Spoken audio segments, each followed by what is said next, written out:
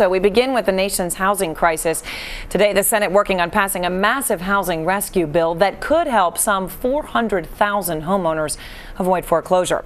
NBC's Kevin Corke is live with Washington and more. And Kevin, it's a pretty big day when they're working on Saturday on Capitol Hill. Yeah, no question about that, Aaron. Good morning to you. About 11 o'clock this morning, we expect the Senate to pass that bill. It really soared through that test vote, 80-13, and the president, as you know, has agreed to sign it, albeit reluctantly. Okay, 3 elements to the bill everyone should know about. Number 1, it makes it much easier for mortgage lenders and banks to work out those new loans for the borrowers who are struggling. Keep in mind, in the credit crunch, it's been incredibly tough just to get the banks to deal with people, so that would help. Number 2, it promotes those new FHA features. That could help the borrowers line up new fixed rate products. In other words, if you're in an ARM, an adjustable rate mortgage, this will help you get into a nice steady payment, or if you're in foreclosure, you can refi altogether. That should dramatically lower the payment. And 3, this gives the Treasury Department a chance to prop up Fannie Mae and Freddie Mac if they need it.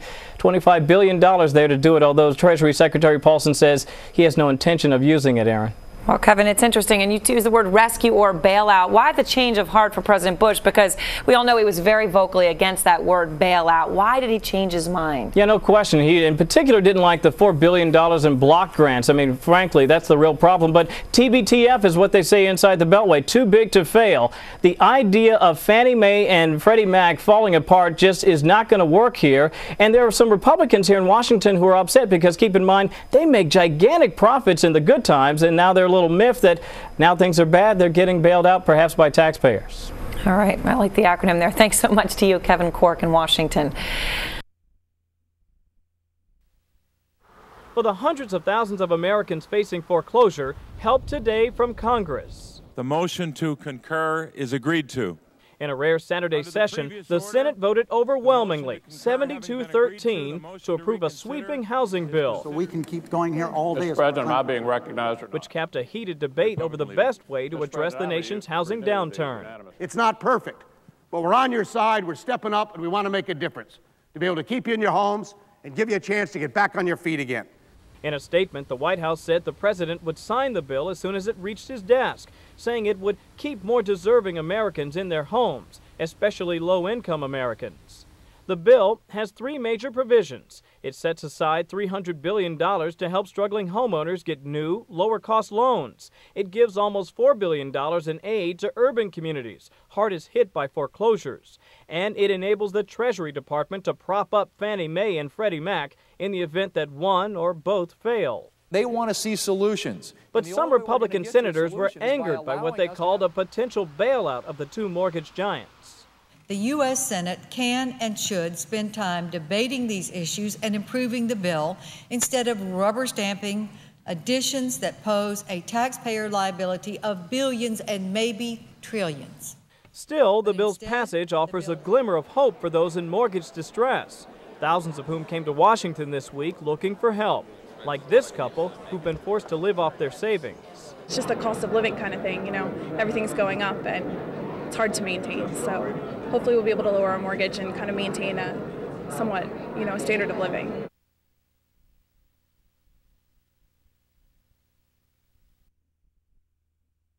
How are you? It was a week of sharp contrasts, one that saw Barack Obama overseas basking in the international spotlight and John McCain quietly scoring political points at home. But this week, both candidates are expected to focus their attention on domestic issues. For John McCain, he sees an advantage, the upper hand on the gas price issue with his support for oil drilling. He's going to press that advantage. Barack Obama needs to come up with a clear explanation for how he would change the policies of George W. Bush and fix this economy. And focusing on the economy is crucial for Obama, who got plenty of press coverage during his recent overseas trip, but now hopes to reconnect with voters at home. I am convinced that many of the issues that we face at home are not going to be solved as effectively unless we have strong partners abroad. Another major issue expected to get a lot of attention this week is housing. With the president expected to sign a major housing bill into law, perhaps as soon as tomorrow, both candidates will offer solutions for one of America's biggest economic challenges. This is a time, I think, of great challenge for America, and we have to address the energy crisis, and I think I talked about that sufficiently to you. We have to keep people in their homes.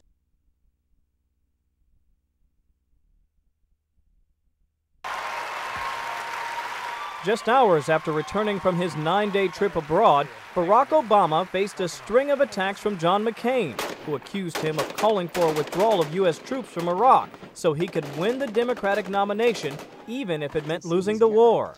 All I'm saying is, and I will repeat, he does not understand. I'm not questioning his patriotism. I am saying that he made the decision, which was political. McCain also hit Obama in a new TV ad, criticizing him for not visiting with injured troops overseas. He made time to go to the gym, but canceled a visit with wounded troops. But some, like fellow Republican Chuck Hagel, who traveled with Obama to the Middle East, thought McCain went too far. They're better off to focus on policy differences. I think John is treading on some very thin ground here when he impugns motives. Today in Chicago, Obama again defended the trip. I was puzzled by this notion that somehow what we were doing was in any way different from what Senator McCain or a lot of presidential candidates have done in the past. Now, I admit we did it really well.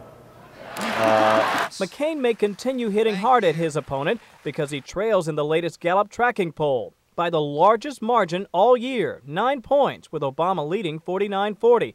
That's up from a 1-point Obama lead just 9 days ago. That's what we're seeing from John McCain in this campaign. They're down by a couple of points, and we are seeing them act like a campaign that's behind right now.